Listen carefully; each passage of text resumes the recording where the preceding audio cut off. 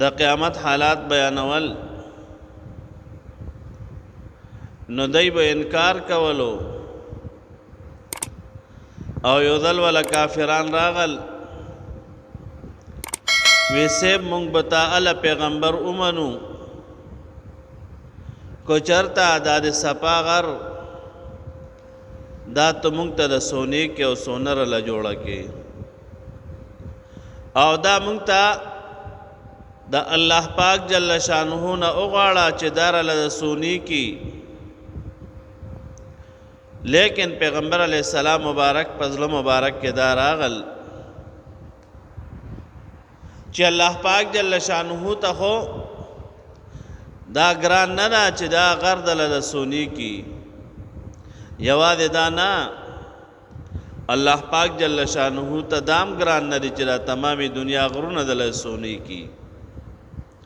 خو لیکن یو کار د الله پاک جل شانه د حکمت مطابق نوي علماء کرام فرمائی شاہ ولی اللہ سے او امام رازی رحمہ اللہ تفسیر کبیر کے اغی فرمائی کو چرتا اللہ پاک جل شانہ دا غر والا دا سونے کڑے وے نو دلر علاقو والا بداوے چه دی خلق زکا ایمان راڑو چه دنیای اولی دلا رونو دنیا پس ټول مړه دي کنا او هر سړی دا چغه وای چې بس دنیا دا او دنیا دا دغه کافرانو پیغمبر پاک صلی الله علیه وسلم مبارک تداوی وی مونږ بوتا ال پیغمبر اومنو کو چرته دار له سونے کی لیکن خدای پاک جل شانه او فرمایل چې دا خلق دای نه پویږي او دا ویلې دی خلق ودام وی چې مونږه دای خدای پاک جل شانه ول په د باندې یو علامه نه نازلوي دا خپل طرفنا پکار دا چې الله پاک جل شانه په د باندې په د مبارک پیغمبر صلی الله علیه وسلم باندې یو داسې نشانی او داسې معجزه نازله کی چې هغه مونږه اووینو او پاغه باندې ایمان راوړو رونو خدای پاک جل شانه ګوره په دې قادر ادا قل ان الله قادر الله پاک جل شانه پیغمبر علیہ السلام مبارک ته او فرمایل چې ته دای ته او فرمایا قل ان الله قادر چې بشک الله پاک جل شانه په دې باندې قادر ادا اينزل آیه چې یو علامه نازله کی ولکن اکثرهم لا يعلمون لیکن اکثر خلق ګوره غي نه پويږي په دې باندې او الله پاک جل شانه کو چرتا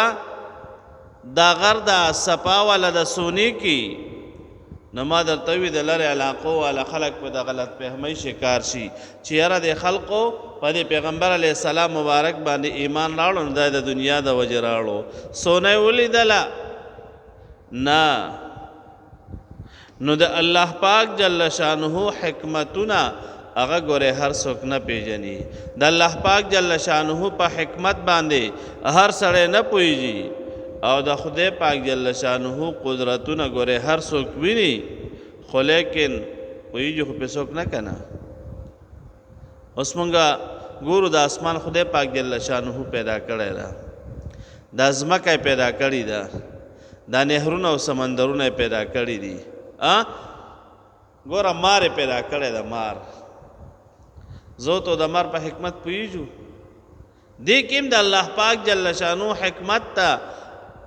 بعد کتابونو کې دا صدیقه چې د مار کې دا حکمت ته او لړم کې کله چې سحر کې هوا لګي هوا ندی کې او زهريله هوا مې او دا سبا چې دا زهريله هوا ولګي نو د لړم او د مار وته داخله داسې کولاو نیولې وي دغه زهريله هوا الله پاک جل شانه د دغه شیان خله ته ورسوي رونو سمله حکمت ته پکې خدا نه وي او داسې زهريله هوا لګیدلې وي او زما استاخله ته او په تر رسیدلې وي نبی مسکی د خمړو په پراتو کنا رونو په هر شی کې د الله پاک جل شانه حکمت تا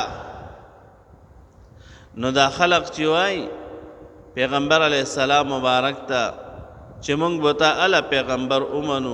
خدای پاک جل شانه او فرمایل چې دی ته مې ګوره دوه لارې ښودلې دي که څوک ایمان راوړي او که څوک ایمان نه راوړي دې دواړو ته مې ګوره لاره ښودلې ده ما او تا ته خدای پاک جل شانه دوه لارې ښودلې دي فمن شاء فلیؤمن ومن شاء فلیکفر خدای پاک جل شانه فرمای د چا چې خوښه وي ایمان دی راوړي او د چا چې خوښه وي کفر دی اختیار کی خو انا اعتدنا للظالمین نارا ظالمانو کافرانو دپاره ګورې ما اور تیار کړی ده نو څوک چې ځان اور ته نیسي هغه به کفر اختیاروي او څوک چې دا اور نه یریږي ای به په خدای پاک جل شانه باندې ایمان راوړي نو لہذا الله پاک جل شانه فرمای دا زما د حکمت مطابق نه ده چې زه دی باندې هغه معجزه پیغمبر علیه السلام مبارک ته ورکم چې کومې دی طلب کوي نه بلکې معجزه چې الله پاک جل شانه یو مبارک پیغمبر صلی الله علیه وسلم ته وغواړي هغه معجزه به ورکوي نو لہذا الله پاک جل شانه پکې دا بیان کړی ده